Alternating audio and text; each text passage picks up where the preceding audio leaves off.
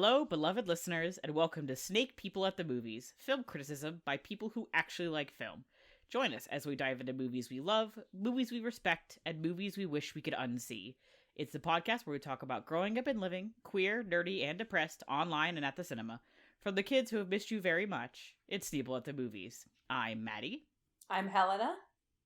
And I'm Ezra. And please imagine, because we don't have the streaming rights to it, The Bitch is Back by Elton John playing in another room because we have returned from hiatus. Mm-hmm. Welcome and welcome also, home, that's everyone. a good fucking song. And also that song rules. It was so long ago that we recorded. Did we ever explain why we were going on hiatus? I can't remember. We were not entirely sure, like, when we were going to go on hiatus or what exactly was going to happen, so we didn't really get into it. We were like, we may miss a few episodes, and then we missed 2 months of episodes. So, which, in our defense, is only 4 episodes. Yeah, I didn't tweet about it, because I didn't want to. Why pay attention to it? Yeah, exactly. The social media manager champion. That's me. Mm-hmm. So a few things. Obviously, it was the holidays, which were very busy for all involved. And then we also have some exciting news from one of our friends here. Oh yeah, so I moved to New York on the 2nd of January. Yes, which has been a long time coming. And I just recently, the reason that we took us 2 months instead of 1.5 months is because I was temporarily staying somewhere else, and then I've just recently moved into my apartment in Brooklyn, where I will hopefully be staying for the foreseeable future. So now I'm settled. I don't have a desk yet, so I'm still recording on a bed. I don't have a bed frame yet either. I'm actually technically still recording on a futon. I should have had a bed frame yesterday, but they gave us a terrible screw size for some of the parts, so they wouldn't go in. And we were like, this isn't gonna work, is it? So we stopped doing it. Oh dear. So that'll be happening someday. One day I will have furniture, which will be very interesting and fun. Wow, what a luxury! That, yeah. And I'd Dang, also furniture just in this economy. Yeah, like a little Byzantine boy prince over there with your furniture. I know. That is a strange metaphor that you just used, and I've never heard it, and I don't know if I could ever stomach to hear it again. But serviceable. I had a very weird day too, so I just I actually took a very long nap before recording this episode, and then went to the store to get food, just grabbed the cheapest food I could find, ate a bagel and some mozzarella sticks, and then took another hour and a half nap, and then woke up to record this. So, that's where my brain's at, if you can imagine. Yeah, very exciting to go into. I just got off work. Yeah. And I immediately got off work and was in silly mode. So if you're noticing, oh man, Maddie's even stranger than normal. That's why. Yeah, I think it'll be good because our subject is very low key. I think very simple. Because we've been away for a little bit, so we're just gonna keep it nice and casual. I think. Yeah, this is technically. But go ahead, Z. No. Oh, I was just gonna say. I slept for 10 hours last night into today, partly because on Wednesday, in preparation for the garbage celebration of heterosexuality that is Valentine's Day, made almost 1,000 cupcakes at work. Yikes! Ew! Yikes! I never want to see another cupcake in my whole fucking life. And then I had to make a bunch of heart-shaped cakes and other shit. So I iced a couple of them black and wrote Happy Singles Awareness Day on them, and then did a couple of broken heart ones, and called it the first one that somebody bought was Happy Singles Awareness Day. I know my market. Yes. I feel that's good. They don't get enough recognition. Mm-hmm. People are like, Ezra, you are in a relationship. I'm like, yeah, I know. I just hate Valentine's Day, and my girlfriend respects that. It's a very I silly am holiday. a cheesy bitch, and I love Valentine's Day. Despite never having been in a relationship during Valentine's Day, I love all that fucking cheesy shit. I love my friends. I love Pink. I love dating sims. It's all good. I'm stoked. I used to think Valentine's Day was like, I hated it when I was a little kid because I was just being a contrary butthole. And then I was like warming up to it, and then I started working in grocery store bakeries, and it is like perma ruined. Yeah. I'm never gonna get the pink food dye out of the weird dry skin patches on my hands. Yeah. No, it's fine. I love that you love Valentine's Day, and I miss living with you during Valentine's Day because you like it, and that makes me feel more charitable towards it. Mm-hmm. I always get so just like, yeah, I know that we could, Valentine's Day is, by the time this podcast goes up, it will be, also Valentine's Day is our anniversary day.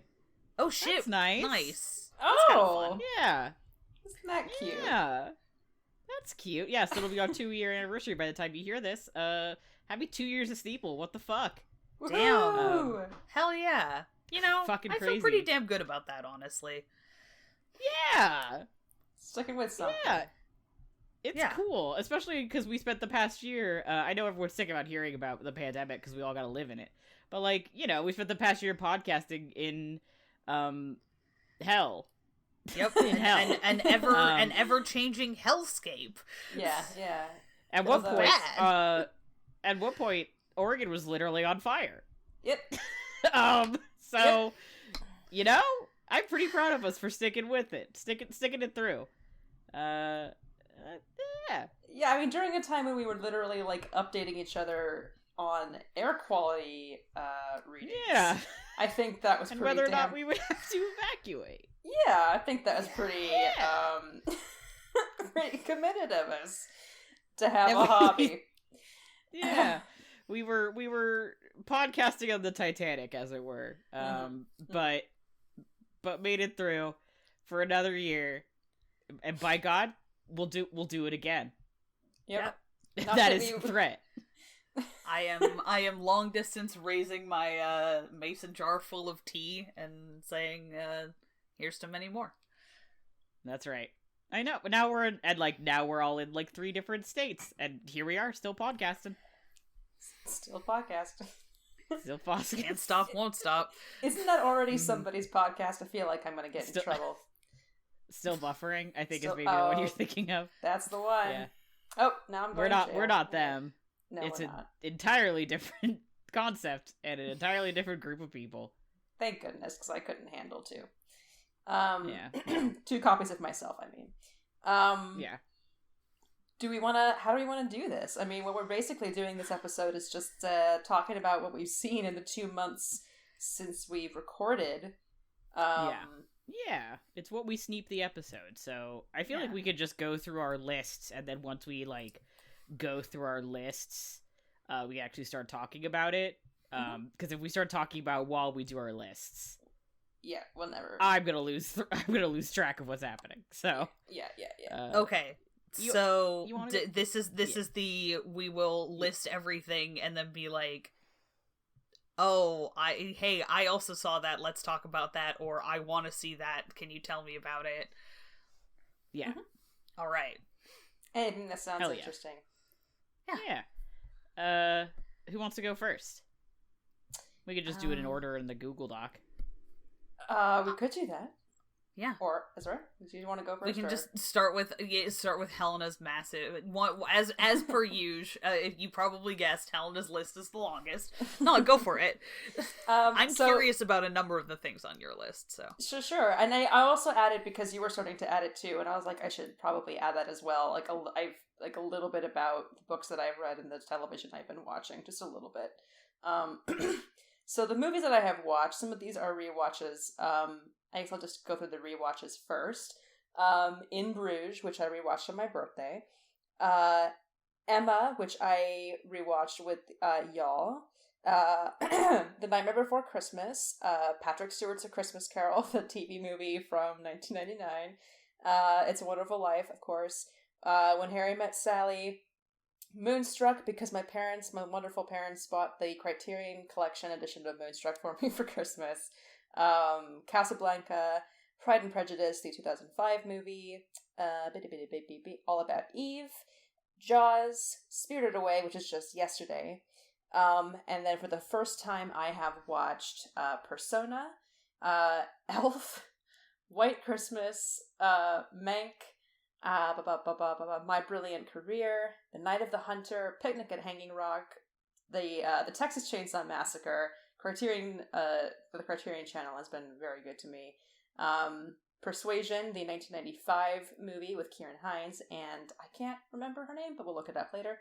I May Destroy You, which is technically a mini-series, but it's like, you know what, it's on Letterboxd, so it counts as a movie too.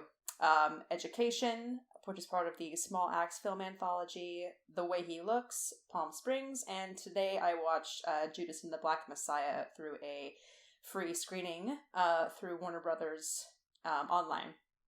They are offering to a bunch of indie movie theaters, and I got it through the indie movie theater back home.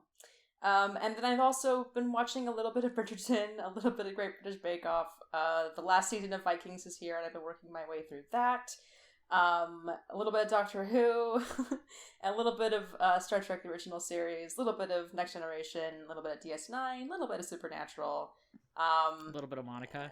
A little bit of Monica, yeah. A little bit of, what's her name on the side. And then I read Throne of Jade, which is the second book in the, actually, how do I pronounce that, Ezra?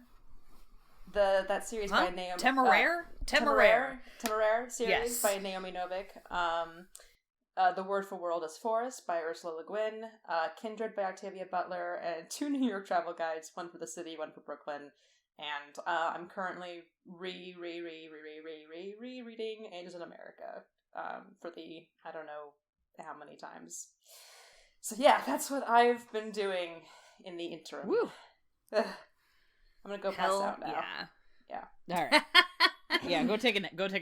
I'm gonna take a long, big drink of seltzer water. That's what I'll do. Okay, let's see. I will also start with my rewatches. I rewatched Master and Commander: The Far Side of the World, which I got to show to Leia. She'd never seen it before. Yes. Spirited Away, Howl's Moving Castle, Castle Cagliostro, and the first half of Princess Mononoke, but I fell asleep because I was stoned. Because my roommate has the fancy Blu-ray collection of Miyazaki movies. Oh, I know, right? I rewatched The Martian. We did our Lord of the Rings marathon for New Year's, and I just finished blowing through a reread of Gideon the Ninth and Harrow the Ninth because I just fucking love those books, and I own them, and I can.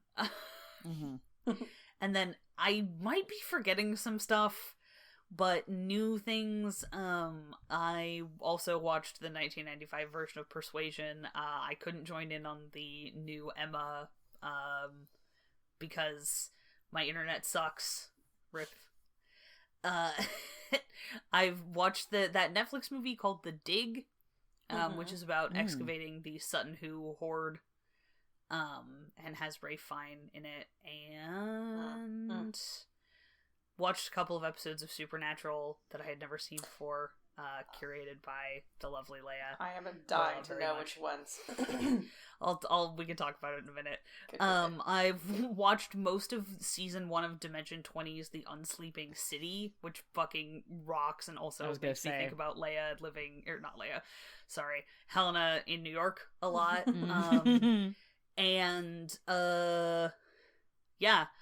we have Disney Plus on our TV, and I've watched absolutely nothing on it, and I'm pre-campaign panicking, aka prepping to run Rime of the Frost Maiden. Yay! I'm so starting excited. At the end of this month, so I'm terrified, but it's gonna be fun. No, it's gonna be good. I'm so excited to play my salty cleric. I love all of you. I don't know. My turn? Pandemic. Yes, go nuts. My turn.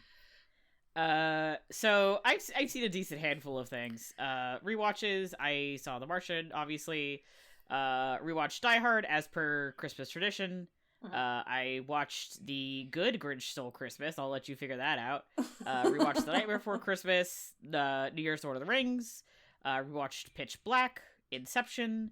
The Lupin the Third CG movie finally came out in the US, so I rewatched that. Rewatched Anastasia. Rewatched Quest for Camelot, and rewatched Star Trek Beyond. Star Trek Beyond had been a minute, and I was like, man, this movie whips really hard. So, good. And then for first time watches, I watched How the Grinch Stole Christmas, the Jim Carrey one, because friend of the show Madeline was like, I love this movie, and I was like, cool. And she was like, will you watch it with me? And I was like, we are bound in a friendship pact forever. I would do almost anything for you, and I guess that includes this. So I watched that for the first time. Yeah. My friend Higgy made me watch this like weird YouTube movie that's in a few parts called Sock Baby, which was fucking incredible, actually. Watched Emma. Watched Atomic Blonde finally, which Leia's been trying to get me to watch for years, and we finally watched it. I watched Hail Satan, that documentary that's on Netflix, and I watched Sword in the Stone, the animated movie. I think I've seen it before, but I've seen it like once, like a really, really, really long time ago, so I didn't remember anything about it. So I'm treating that as a brand new watch. I've been still watching Supernatural. I've been like kind of picking my way through season 2. But also, Leia and I have gotten together a couple times and just been like, let's just watch a random bunch of Supernatural episodes, which we did last night. She basically was like, do you just want to watch all the episodes with Benny in it? And I was like, yeah. So we did. I have been rereading the Dresden Files series, which I've read a bunch of them, and I just slammed like 5 of them in 2 days because they're short reads. Ben and I have been playing video games on our stream, so I've been like revisiting some classic games I love. I've replayed Dishonored on my own, which is such a good game, and I'm like almost done with the DLC, and then I'll do Dishonored 2. I'm counting that because that was a lot of my time and energy I spent replaying a game I know by heart. And I'm also playing Kingdom Hearts for the stream, which is kind of fun. My roommate and I watch a lot of HGTV. Nice. I have an opinion about which is the hotter property brother, so that's me. Yeah. I just want to call special attention. They twins? They are, but one of them is hotter. Yeah. They are identical twins, but one of them is hotter. One of them is, in fact, hotter. I just want to call special attention to the way that you said, how the Grinch Stole Christmas, I think, the second time that you said it. Yeah, sure, that sounds right. So it made me giggle, like me. But I didn't want to fully interrupt you. So I appreciate that. If you hear me giggling on the recording, I'm sorry. It's because you said Christmas. Exquisite. So I was talking to Leia earlier, who was also very enthusiastic about your targeted Supernatural watch. Yeah. What was the please share what was the absolutely beautiful quote about Benny? Which one? There were I had a lot of things to say about specifically the husband material. I was gonna say, yeah, so every man on Supernatural that I love is my wife, except for Benny, who made it to husband status and then died. Rip. He was the only one who made it to husband status. All the rest of them were my wives. Yeah. God, that's so new. Supernatural spoilers, I guess, but he literally died years ago, so whatever. I watched, so let's see, I watched the, like... Yeah, let's get to the important thing.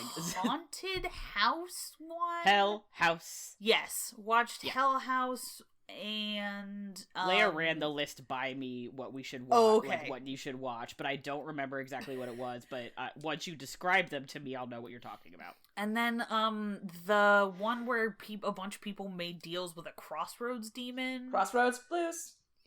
Yes. And then I think that was it. I don't remember. Did you watch Hollywood Babylon? Did you watch the one where they were on the set of like a B horror movie? No. I think we ended up. I think it was just those two. No, we watched the fucking Groundhog Day one. Yes. Oh, yes. Yesterday was Tuesday. Yes. Spot, is it called Mystery Mystery Shack. Spot? Mystery Shack. Mystery Okay. Spot. Mystery Spot, that's what it is. Yeah. Which, because the really funny thing, because that has Richard Speight Jr. in it, who almost everyone I know, their primary association with Richard Speight Jr. is Supernatural. Mine is Band of Brothers. Right. Oh, right. interesting. He is in that, isn't Because he? I've seen that miniseries like a billion times, and he turns into Richard Speight Jr. and my brain is just immediately gets catapulted into fucking World War II media. Is that the guy who plays the Trickster? Yes. Yes. I would recommend also. He's great. He is fantastic. Every single episode that features him is a ball. Mystery Spot is very good, but Tall Tales in season 2 is another excellent Trickster episode. And then, of course, Changing Channels, in season 5, I believe, Season 4 or season 5. I have a really low secondhand embarrassment threshold for Supernatural. That's fair. And it's a lot. It's a lot better if I can watch it with people who love the show. Mm-hmm. Fair, yeah. So I think I'm going to be doing most of my Supernatural watching specifically with Leia, because otherwise I will just cringe myself out of my skin. No, that's fair.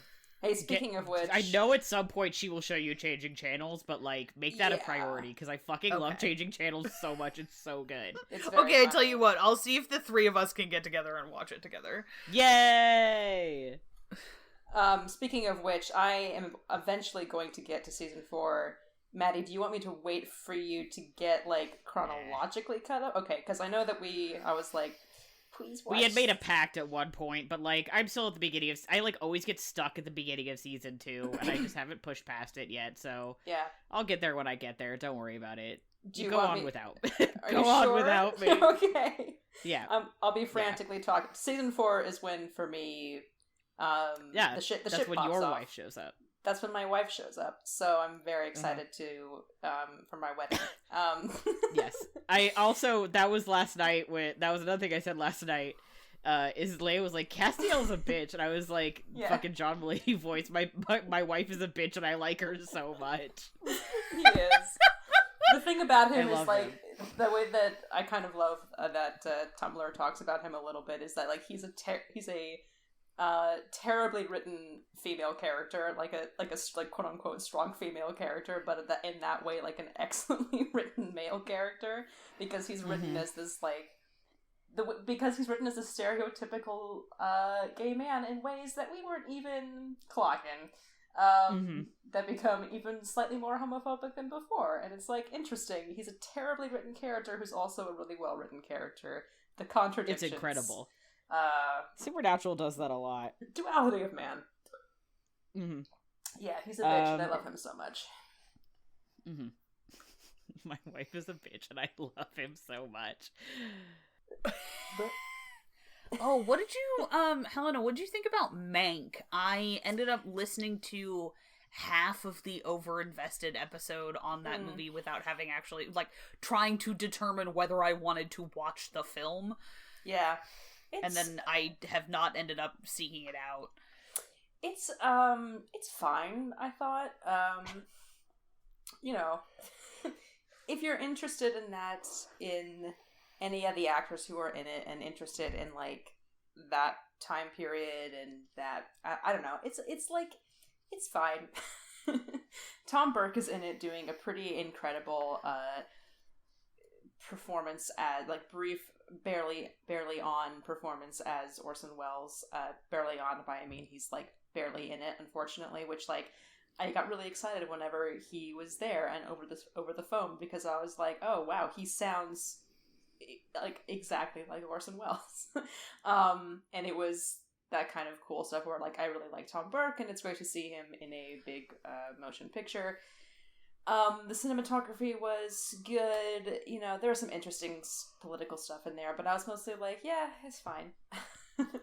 Fair. I do love Tom Burke, but I don't know. All of the caps I've seen from it look looked like the makeup was done by somebody who didn't understand how to do makeup for black and white film. No, they didn't. Which, they actually, they proceeded to do it, especially since the intention was to film it, and I don't know what the exact words are for it, to film it as though it were a movie being filmed in the time era in which it was set, which is the early 40s, late 30s, early 40s. And like the cinematography of that time, the quality, so it's a very luminous, like black and white photography is the intention. Mm-hmm. But you're right, especially Amanda Seyfried's, God, I hope that's how you pronounce her name. And yeah, Lily Collins, both, like, their makeup it's still the makeup of, like, that would be, oh my god, this sentence is a disaster. I'm gonna dismantle it and start over again. You're right. It is. They're made up. They're made up like they would be today. Yes, exactly. For a movie that would be shot in color. And it's very, very much not, as you can probably see from anything you've seen about Mank, not shot in color. I mean, I didn't myself notice that, but Gavia Baker Whitlaw, who is one of the co-hosts of Overinvested, who I know has had some didn't really care for it, has pointed that out in some tweets. Like, this is not how you do makeup for a black and white film. I was just scrolling past like some screen caps of it, and I was looking at Amanda Seyfried, and I was like, this just looks wrong. Mm-hmm. Mm-hmm. Like, this is not, I can't see this woman's facial features in the way that I would expect to be able to see them in a black and white movie. Yeah. Anyway, I don't need to rag on a movie that I haven't seen. I was just curious. No, but you're right. It's true. Yeah. Speaking of somebody who has seen the movie, Hanging Rock. That was enjoyable. I loved My Brilliant Career. That is a Australian film, for those who don't know, from the 1970, I think 1978 is the year. Judy Davis and Sam Neill, about a young woman who just like is hang on, I'm sorry. Let me just take a pause for a second. God, I love Sam Neill. I'm having a really difficult time talking right now, like constructing sentences. Trying to look up. It's like the early, it's like 19 teens, maybe. 19 teens based on the collar that she's wearing. She's like a teacher or something? Yeah, well, she's just a young woman who like wants to be a writer, and she is finding it difficult to conform to society's ideas of what women should do and what they should expect, and like what somebody of her class should expect as well, because she has wealthy relatives, but her father in particular is poor, and she meets Sam Neill, who's like a childhood enemy / friend, and they fall in love, but she's like, she doesn't want to marry him because she doesn't want marriage to be like the only thing that she achieves, so there's this like it's a torn between what she wants to do with her life and as a person, and to be her own person, and also to like be with this guy, and it's very lovely and very romantic. Judy Davis is incredible in it. I watched that. This sounds great, and I'm also seeing a photo of Sam Neill in a white waistcoat after clearly having gotten dunked in a pond. Mm-hmm. Yeah, they're in a boat in the pond, and she deliberately turns the boat over. Sign me directly the fuck up for this movie. I need to watch this. This sounds great. It's very good. I think I don't know if it's still on the Criterion channel, but it was. There's a lot of Australian New Wave films on the Criterion channel. Oh, hell yeah. Which is how I also watch Picnic at Hanging Rock. And Texas Chainsaw Massacre, which is not Australian, but I think it's following Picnic at Hanging Rock is very funny in there. I really like Texas Chainsaw Massacre. That was good. I'm so happy confession. For you. Fuck, I'm never gonna watch that movie. What's up, confession from a horror aficionado. I still have not seen it, actually. Hey. And I really would like to. I was interested in your opinion on it. Because like it's funny because Texas Chainsaw Massacre is such a like cornerstone of modern horror cinema, and I don't know like anything about it. That's perfect. That's how you should go into it. Excellent. I think the only way that I would watch it again, just purely for like my sanity, is to watch it with somebody who hasn't seen it before, or like in a big movie theater, if that ever happens again someday, which it will. It was not like a terrible experience. It was a great experience. It was just very, very stressful. There's very surprisingly little like actual blood and gore, but there's the sense of terror is very strong throughout like most of the movie. But yeah, it's very good and very beautifully shot as well. I had a great time watching it, so I will happily watch that with you sometime. Nice. Yeah, I'll need to make that a priority. Yeah. Oof. It's a good one. Sorry, I gotta shift here. Okay. Please excuse me while I spend a bunch of time Googling when the fuck can I see the personal history of David Copperfield. Give it to me. I need it. God, I need it so bad. I know. When is it? Where is it? That in the 29. It got released in the UK in 2019. Fucking I give know. it to me. Give it to me. The distribution on that has been whack. Like, what? Can I just like send an email to Armando Iannucci and be like, please, sir, end my suffering? Give me a screen. Release the tape. Release the secret Dev Patel tapes. Yeah, release the secret 2021, the year that we petitioned to have the secret Dev Patel tapes released, and by that we mean the personal history of David Copperfield and the Green Knight. Come on, the Green Knight. I swear to fucking God. Yeah, I swear to God. Green Knight has a release date though now, doesn't it? It does. It's like July, like this July. Yeah, but who knows what's gonna happen? And then like, what is? I cannot even figure out what the hell is going on with the distribution of personal history of David Copperfield. I don't know either. I feel like it just like stopped.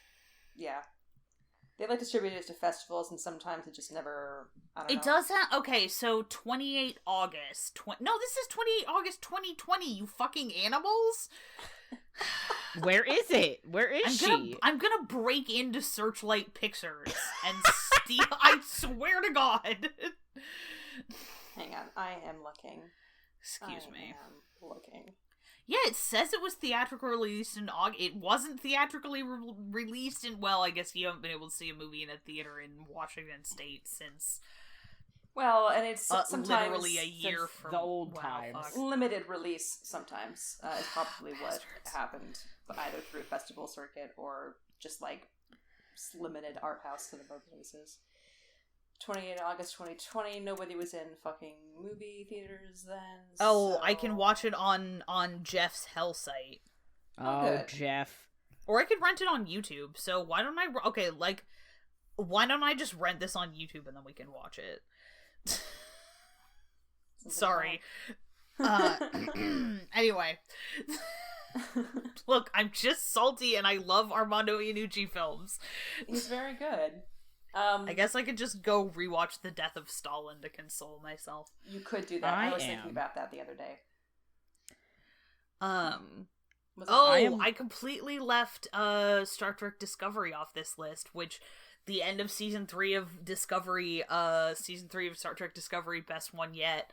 Also, I'm watching it over again from the beginning with my roommate and another one of our friends, and they get to drag me for having back-to-back crushes on fictional characters that can be described as, unfortunately, sometimes you want to F*** Captain War Crimes. Mm-hmm. Look, we went from my problem with Roy Mustang in Full Metal Alchemist Brotherhood right back to my Jason Isaacs in Star Trek Discovery problem. I'm not taking questions at this time. Thank you and good night. Good night. So I am just thinking about movies of the past year. I am looking at the short list they released for the Oscars this year. Oh God! What the fuck is happening? Well, that's only for a few. It's only for a few. It's only for a few categories. Right? Why is Birds of Prey on there? For makeup? Why? I mean, why is it in this round of Oscars? Didn't that come out like Oh my god, when did that movie come out? Came out last year, babe. I am having a crisis as we speak. It came out in January because it ended up in the kind of like post-holiday dumping ground. February for some 7th, 2020. Okay. Yeah, I was like, did that come out in 2019?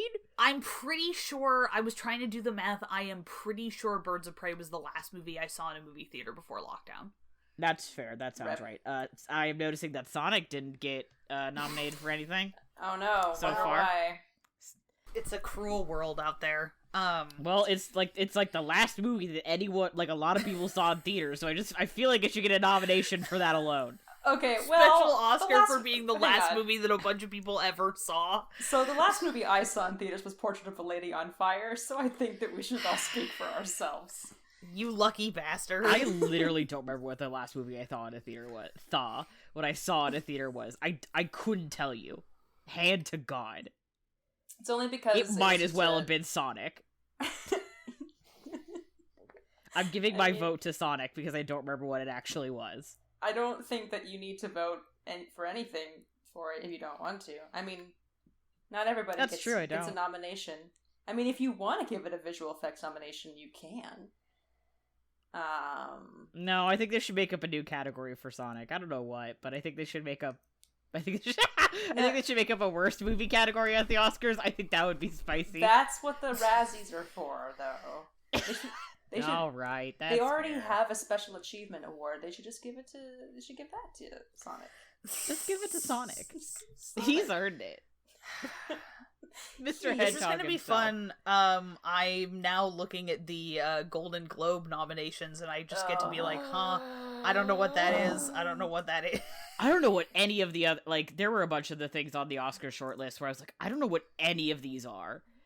And I didn't realize this movie came out this year, so... This was very tragic. It was very weird. I did know what a lot of these are, except for the international feature film, which I felt like a lot of them for me, because I've been following the award circuit to a certain degree. A lot of them kind of came out of left field. Like the international feature film, like Another Round, which is as we mentioned before, the drunk Mads Mikkelsen movie is on there. That's not a surprise. La La Rana, I'm No Longer Here, Collective, that all makes sense. Nothing for Baccarat, which I saw way back when, which actually like came out in Brazil 2019 but got released in the US in 2020, which has been like getting a lot of like positive press and winning a lot of awards over the past year, so I'm really surprised to not see that on there.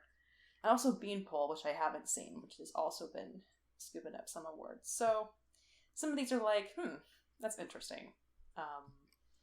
But the Golden Globes, I mean, don't even get me started about the Golden Globes. The Golden Globes are a fucking mess. Well, the Golden Globes are intentionally a mess because the more of a mess they are, the more people will like hate watch them, and therefore the more ad revenue they get. God, I think that's why they do it. I like that idea better almost than the fact that, I mean, I think it's a component, I made the other day was like, maybe the Golden Globes are not, so ostensibly the Hollywood Foreign Press, there's like 90 people in it, we don't know who any of them are. I think it's just one person. I think it's a certain member of the Q continuum, who is just fucking with us. That's what's going on. How do you get that job? I was gonna say, what if it's just like one guy and then a fucking like Twitter bot algorithm? It's just Q. It's just Q. I'm gonna choose to believe that because it's more fun and makes me hate the Golden What if it's Globes just a Twitter less. bot? Like, what if it's not even a guy? That wouldn't surprise me. Just a Twitter bot. Just some guy. The Golden Globes are a very expensive shit post. Yeah, all right. I mean, yeah, I would believe that easily. Ezra, I mean, that's not a goof. That's just what they are.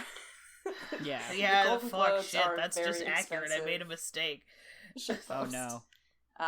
There was a lot of outrage when this came out. Yeah. I want to see The Father. Me too. But yeah, what a cast. Nomadland. What's Imogen Poots been up to lately? She's been around. She's always yeah, she has. The problem that I keep having is that I keep mixing her up with a different actress whose name is Imogen, and getting very confused when I keep looking at her and going, "Oh, she was born in 1989. Wait, fuck, who am I thinking of?" Anyway. Different, very different. Yeah, Michaela Cole. So I May Destroy You, which I did watch over a series of a few days, which is a mini-series, is incredible. It's incredible and really new and brave and incredible. Like really, I don't even have the words for the storytelling in it and the nuance that it brings to like depicting stories of sexual assault. It's like really hard to watch, but also weirdly funny and in some places and like well acted. And I never knew where it was going to go or what it was going to say, and it was always interesting. Like it's all of like saying this like I May Destroy You. It's literally all of the superlatives, and it deserves all of them, and the fact that it's not nominated for a single Golden Globe is a fucking joke. It's a joke. It is literally a joke. And I don't like I don't even know what to do about that.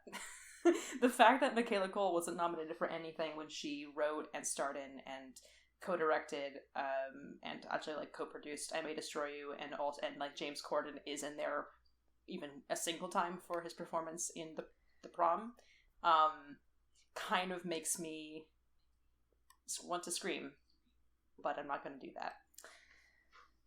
Anyway. God, she's so good. Sorry, I'm just down on a rabbit hole of how good Michaela Cole is. I don't have access to HBO. Oh, neither do I. I watched it on Footlocker. Fair. I'm gonna have to do that because I'm just like, I keep being like, okay, I'm willing to add one more streaming service subscription, and it's gonna fucking be Spotify Premium because I'm going insane. Mm-hmm. Mm-hmm. Yeah, yeah. I'm not getting fucking HBO. No. But also I really want to watch this, and I'm gonna just have to, find a way to watch this and say no more about it. Yeah. Mm-hmm. Man, now I'm just thinking about how fucking good chewing gum is! I know, I'm really excited to go back and watch it, because I didn't see it when it was on, and somebody that a mutual of mine has been talking about it for a long time, and I was like, oh god, I want to go and see it, but I never did, and then I May Destroy You was kind of like my first exposure to it, so she's incredible. Hey, yeah. and oh man, I really apologize if I fuck this guy's name up. Papa Esiedu, yes, who he did the fucking traveling Hamlet that I was so pissed that it only came to the East Coast, but it is like so fucking good. I know. I was trying to place him the whole time I was watching it because I did recognize him from the promo pictures, the production photos from that Hamlet, and I didn't place it until after. He was wonderful. It was all, again, like everybody was really great. Fuck yes. It's just kind of like it's that time of year where I see all of these movies, and some of them came out like many years ago. Some of them came out recently, and I'm like, god damn, like all of these actors are fantastic. Everybody here is doing a great job. And then I get to the nominations for like the big awards, like the Golden Globes especially, and the Oscars, and none of the movies that were really firing on all cylinders are to be seen or recognized in any particular way. And it's always the movies that are like, well, we live in a society, and that's what it's about, man. I mean, music was nominated. Like, what? God, don't even get me started. Talk about fucking Oscar bait. What even is that about?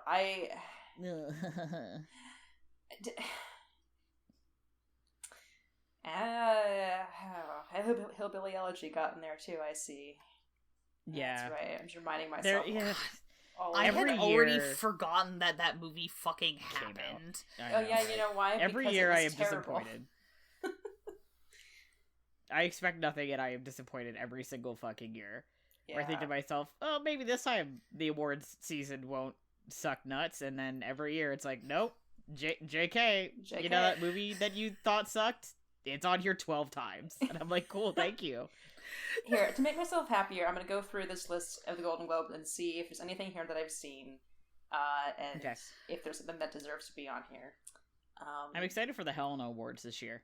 Oh, yeah, me too. Actually, well, it's very the different. only award, the only awards The only show valid that I care award show. about is the Helena Awards. It's very different this year because I haven't seen a lot of movies from 2020, so I just made a movie. Like it's like all the movies that I watched in 2020, not all of the movies. Yeah, that came out then, because I've only seen like a dozen movies that came out in 2020 proper. I'm working on seeing more, but like, you know. Okay, I have a really important question. No stuff came out, so yeah, that's true. It was the movie. What if we wrap up recording and I go rent Emma and watch it literally tonight? I mean, that depends on H. I will not be able to join you, but if you guys want to do that, that sounds fantastic.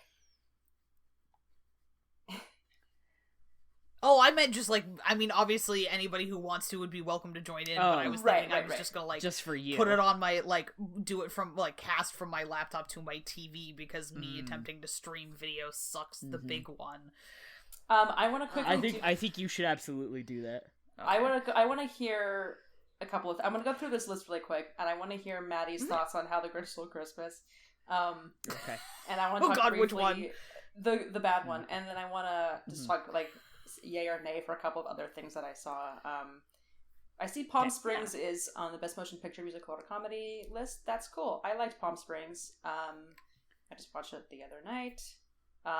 Anya Taylor-Joy is nominated for Best Performance in Musical or Comedy for Emma. That's cool. I like her. Andy Samberg is nominated for Palm Springs. Cool. He was good at it. I mean, like, some of these I'm like, yeah, like, that's not bad. This is acceptable. Let's see. Daniel Kaluuya for Judas and the Black Messiah. Yes. Which is I just watched today. He's fantastic in it. Aaron Sorkin, Best Director Motion Picture for Trial of Chicago 7. No. Okay. Nope, that doesn't deserve to be there. A lot of nominations for Mank that I'm like, really? Oscar bait, though. Like, come on, it's such awards bait. I know it is, but like, I know it is. I mean, I don't care about it, but in the way that most awards bait films leave me cold and somewhere between impressed with and annoyed with the degree of artifice that goes into ticking boxes to make them awards bait movies. But also, I really, really, really liked Gary Oldman as a performer for a lot of my life, and it was rough when he turned out to be a shitbird. And so now I have, like, a grudge. Yeah, no, that's valid. And he's, like, fine in it. He's not terrible. I don't think he's great, but he'll probably get nominated for Best Actor. Undoubtedly. So a few things about something, yay or nay, that I liked or disliked. I loved Persona, which is an Ingrid Bergman movie from the 60s. It's fucked up and really messed with my head psychologically. I liked it. Elf, didn't care for it. I'm not a huge fan. White Christmas was fun. Yeah. Sorry. I hate that film. Night of the Hunter was incredible. It's amazing. I just wanted to call out that really quickly. Education was very good. I didn't care for the way he looks, which was disappointing, because that's the movie that was based on that, I don't know, that short film that came out a while ago, the Brazilian short film of the romance between these two boys, one of whom is blind, and like they walk each other home from school. I don't know if it was like really popular online for a little while, and then he got it. The animated one? Am I thinking of that, or am I thinking of something else? I think that's something. It was live action, but it was the same actors. Yes. It was like a while ago. It was like, I mean, yeah, like I was in college when that happened. This is the feature film version of that, and I didn't care for it. I thought it was. I don't know if I just like the subtitles that I had were translated very poorly. But I thought that the writing was very trite. Unfortunately, Palm Springs was good. I liked it, and Judas and the Black Messiah was also very good. And yeah, that's my opinion on those things that I've seen. How's Bridgerton? What's the take on Bridgerton? Oh, yeah, I'm curious. It's very trashy, and it's very not trashy. It's like highfalutin trash, if that makes sense. Like, for me, it's totally totally not my thing. It's very beautiful, very high budget. The costumes are incredible. The intrigue is very enjoyable, but like for me it's like this is goofy. And when I say trash, I don't mean that necessarily, and I mean trash affectionate, not trash derogatory. If that makes sense. Yes. I am watching it, and I am having a good time. The eldest brother annoys the fuck out of me. He annoys me so much. Polly Walker's on it. That's always good. You know, I'm not like as emotionally invested in it as I am into, you know, I've been crying a lot during Doctor Who, which has been fun and interesting. So, reliving that part of my life. And also like comparing it to, like, I'm getting into season 4 of Next Generation and Deep Space Nine, which is like where shit really pops off, as they say. So compared to that, it's like, you know, this is fun, but I want to get a little bit of Deep Space Nine in. And of course Supernatural, which unfortunately I am enjoying. Against my will, I am enjoying Supernatural, yes. Yeah, I mean, part of that is because I'm watching the seasons that I've already seen, and so reliving, like, the nostalgia of like, I did just watch Mystery Spot the other day, and I'm about to... It's a good episode, and I'm about to get to Juice and Bellow. It's incredibly well done. I had a great time watching it. I just... Yeah. It was definitely, you know, my right feelings call. of Supernatural are... Oh, understandable, complicated. Yes. I think it was totally right of Leia to show it to you, because it's like it's iconic, but like also iconic for a reason that it's like a very like good episode of Supernatural, I think. Yeah. So yeah. Maddie, How the Grinch Stole Christmas? Yeah. How is that? You know, I didn't hate it as much as I thought I would. Oh, that's good. It was interesting because the reason I've avoided watching it even when it was like the thing when we were kids, is I really hated the makeup they did for Jim Carrey. It like is uncanny valley for me in a way that like made me uncomfortable to look at. When it is in motion, I actually hate it less. There's something about the way he like moves that like makes sense. Right. I had fun. I don't know. Would I watch it again? No. Not unless if Madeline was like, "Will you watch this with me again?" I'd be like, "Yeah, you like this movie a lot." And like I had a fun time watching it. Will I watch it again by myself? Probably not. But I thought it was fun. I like had a good time watching it with my friend.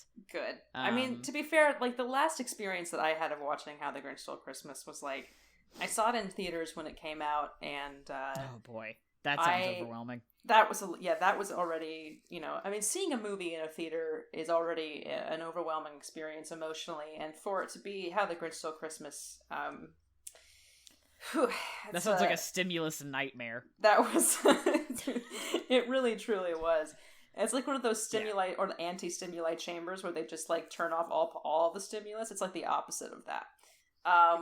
Where they turn it all on at the same time. Yeah. Turn it all on, baby. And what I remember about watching that was that I was having a miserable time, but I don't remember if it was because of the movie. I mean, it was partly because of the movie, but I also had sour gummy worms as the candy that I had chosen for my viewing experience as a young child.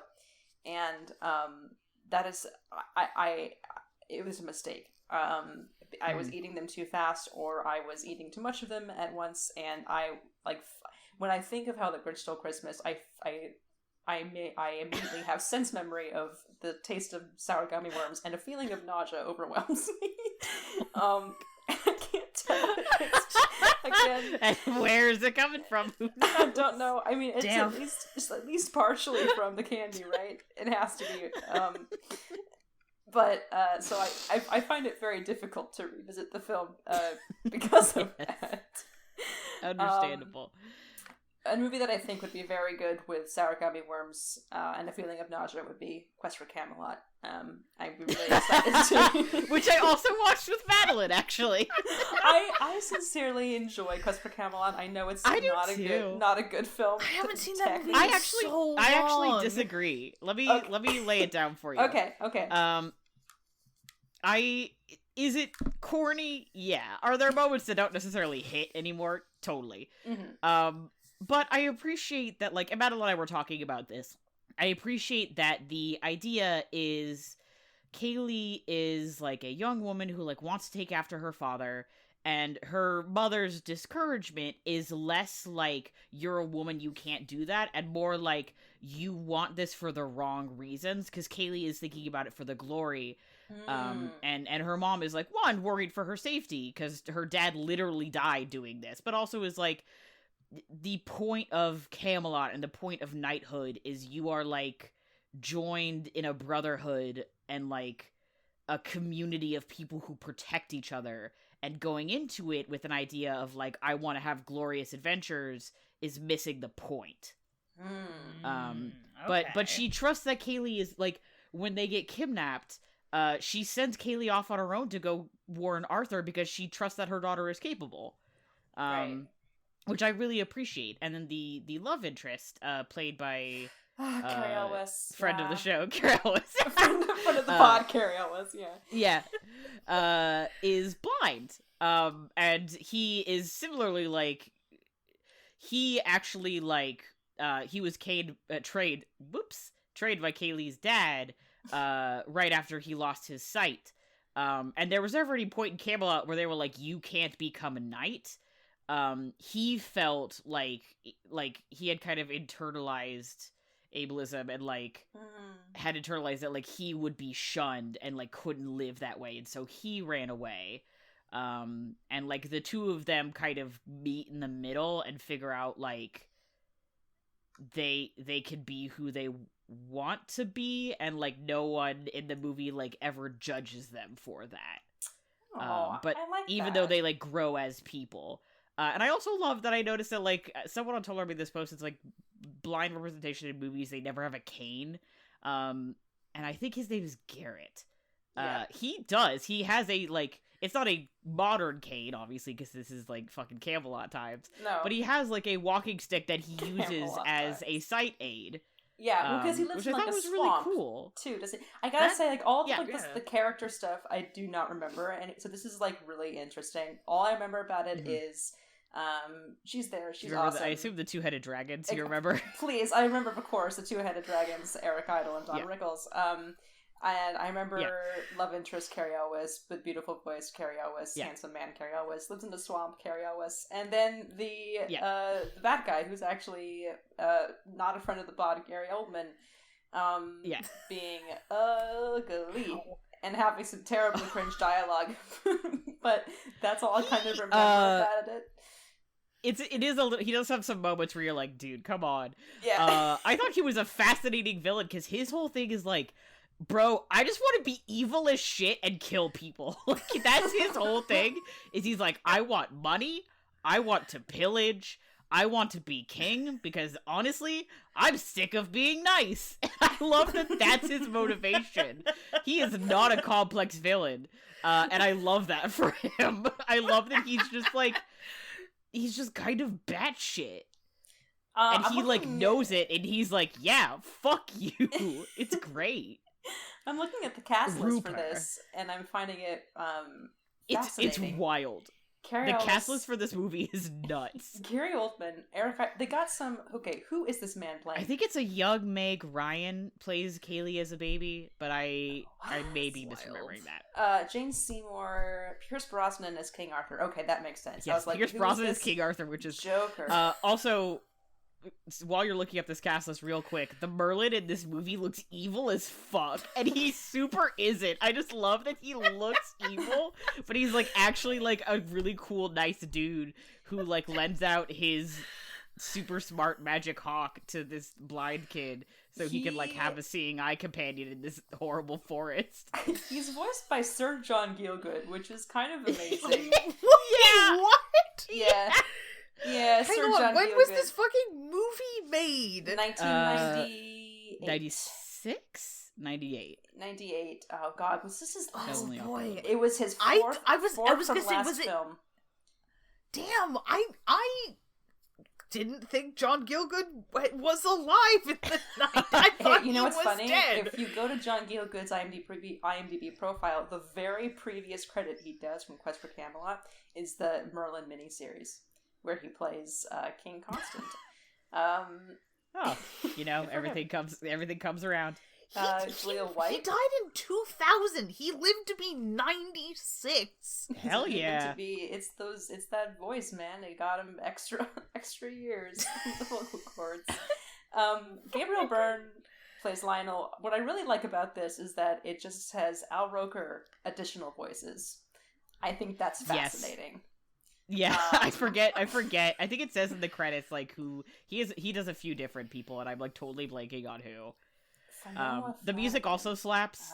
There's this song that they have at the beginning that I think I sent. I forget who I sent. Maybe I just sent it to Yuzi. Maybe I forget who I sent it to, but I was like, I just have this stuck in my head. They have this song at the beginning where it's just like me and the boys getting together and singing a song about our friendship, and it kicks ass.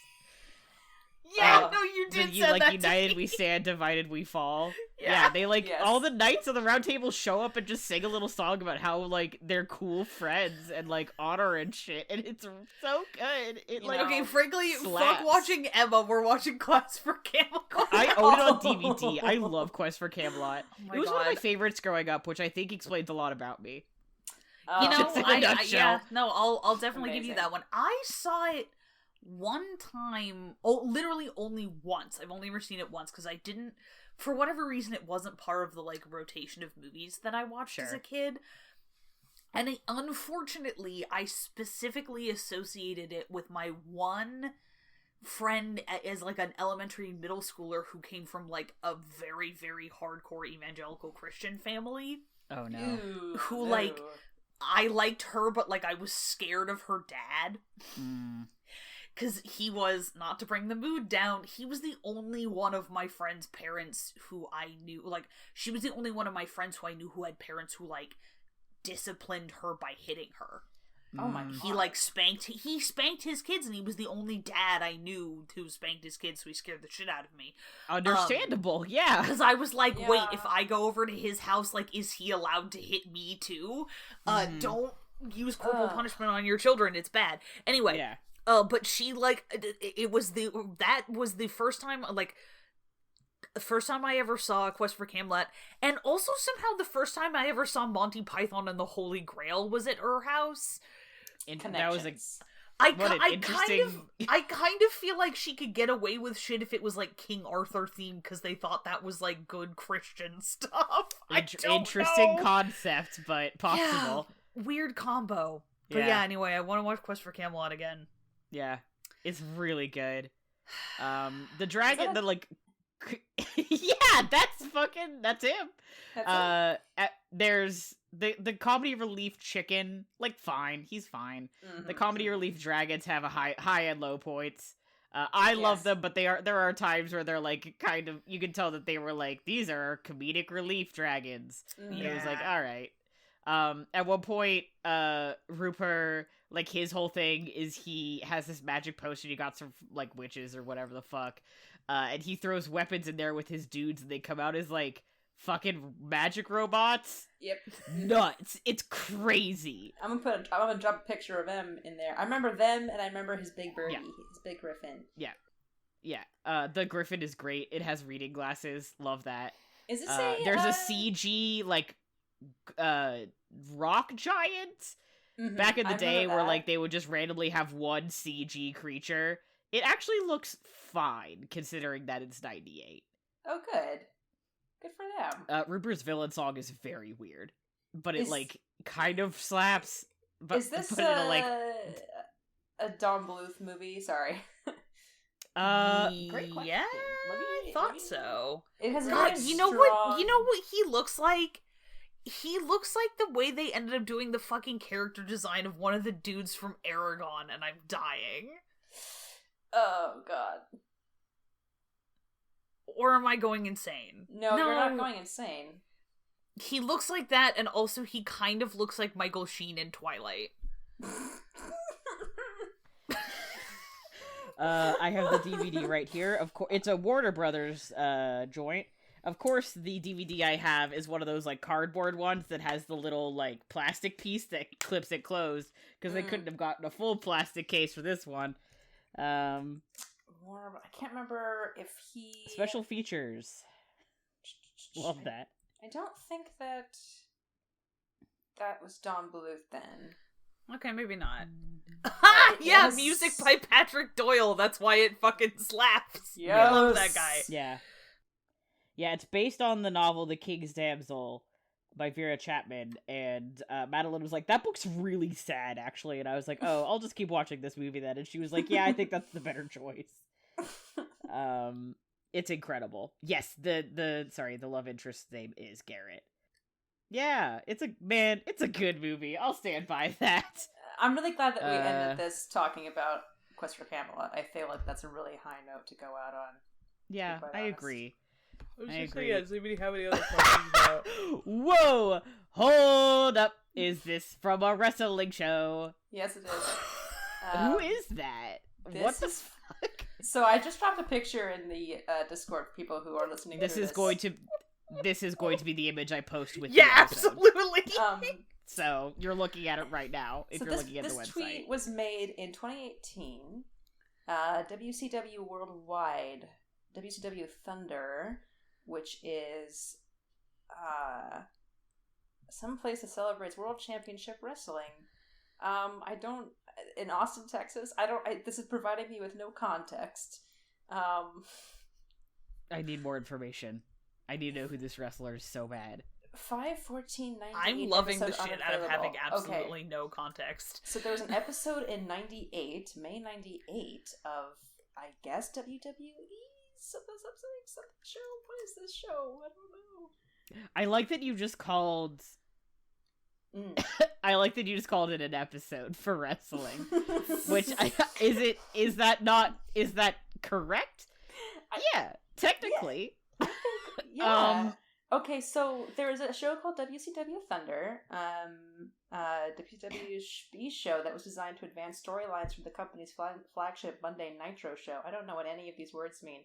Yeah, I assume, now I don't remember very much about 90s wrestling, but I assume that it was, because wrestling now has like 2 or 3 nights where they do wrestling, and I assume that this was just like, maybe this was what was on Tuesday, which they've now replaced with something else. Yeah, so this is a photo of a guy dressed as Rupert from Quest for Camelot on this wrestling It's a great cosplay, honestly. They did a really good job. I can't find out who this is, but it's definitely from the 90s, God. Which makes sense. Oh, yeah. This anyway, gotta be like 99, or maybe 2000. It's from the same year that Quest for Camelot came out, which is like hilarious to me because it's like, I wonder if it was a promotion. Promo for Quest for Camelot on this professional. That would not shock me at all. Wrestling show. That's amazing. I'm really glad that I found that I was able to share this investigative mystery with you all. What a ride. I feel like my last thought is that Merlin BBC really could have had this, but they were playing. What's this? I don't know. This energy? This level of insanity. Merlin could have been whatever the fuck this... Merlin should have had some fucking songs. He should have had some songs. Stupid. I'm sure that Colin Morgan can sing. Yeah. Now and forever, we're going to get our podcast pulled because I'm singing the song for Quest for Camelot. Stop! I changed the lyrics. Okay. All right. Any other last thoughts? I fucking missed making this show. That's my last thought. Thank you for I'm sticking glad we're back with us all at this wild ride. I feel like I, especially today, was feeling very rambly and all over the place. But out of practice. But it's good to get back into it. So hopefully that'll be less of something that happens next week. Yeah. We're stretching our Sneople muscles again. We're trying to remember how the motions work. We wanted just kind of like a chill, laid back, fun episode to get back into the groove, and then I don't know what we'll do next time. Probably talk about the Oscars again. When are those happening? Do we know? April, I believe. Yeah. Great. Yeah. We can avoid talking about them for a little bit. We'll talk about something fun. Yeah. Maybe, I don't know. We'll all watch a movie or do something. But we'll watch Quest for Camelot. Yeah. Yes, we'll bring Madeline on. We could talk about Quest for Camelot. Actually, that's not a bad idea. That would be very fun. We could do Quest for Camelot, and we could just do Arthurian stuff. Yeah. I did watch Sword in the Stone, so that there's this movie called this website called Awful Movies Wiki, which has Quest for Camelot as an entry.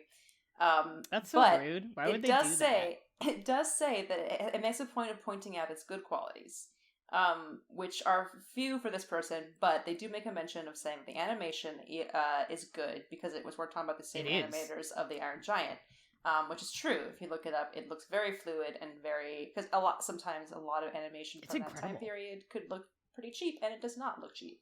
No. Decent voice acting, and musical score is pretty good. That's what they say. Yeah. Hey, I have an important and kind of a fortunate / unfortunate point about if we decide to do Arthurian stuff. Guess what we could watch? What can we watch? King Arthur Legend of the Sword 2017. Yay! Oh my god, we can watch that, and we can watch the King Arthur movie from 2000 something with Mads Mikkelsen and Clive Owen and Keira Knightley. Yeah, and Keira Knightley and Ewan Griffith, who and Hugh Dancy. has a lot of hair and looks very good in that movie. Mm-hmm. There's a lot of hot people in that movie. Else about it, except that there's a lot of hot people in it. Yeah, that's all I remember. Yeah. Anyway, I'm texting Madeline right now to ask if she wants to be on the next Sneople. Fuck yeah! I'll have to do some research on. Apparently, bopping around somewhere, there are Yiddish translations of Arthurian romances that were written in like the 1800s. Because popular literature, there was actually like a decent amount of popular literature written in Yiddish, but like a lot of it was like directed at women, apparently. I don't know. I'm drawing on some college class that I took a million years ago, but I'll see if I can dig anything up about that. Hell yeah, please do. Yeah. Madeline said yes. So, yeah. Brilliant. Episode locked the fuck in. And with that out of the way, we've never done that before, but you're welcome for the warning, I guess. Thanks for hanging out with us here on Sneople at the Movies from the Infinity Break Network. Check out infinitybreak.net for more awesome content, and come hit us up on Twitter at people_snake. Our amazing music was done by Johnny Ronaldo, who you can find at Johnny Ronaldo on Twitter. Our super snazzy logo was designed by Bethany Luthold. You can find her at bethanyluthold.wixsite.com. If you've got a subject you want to hear us talk about, a movie you absolutely think we need to see, or any heartfelt poems you wrote about our hiatus, come say hello. Also, if you can, please leave a review on iTunes and share the show with any friends who you think would enjoy it. As always, thanks for listening, and we'll see you at the movies.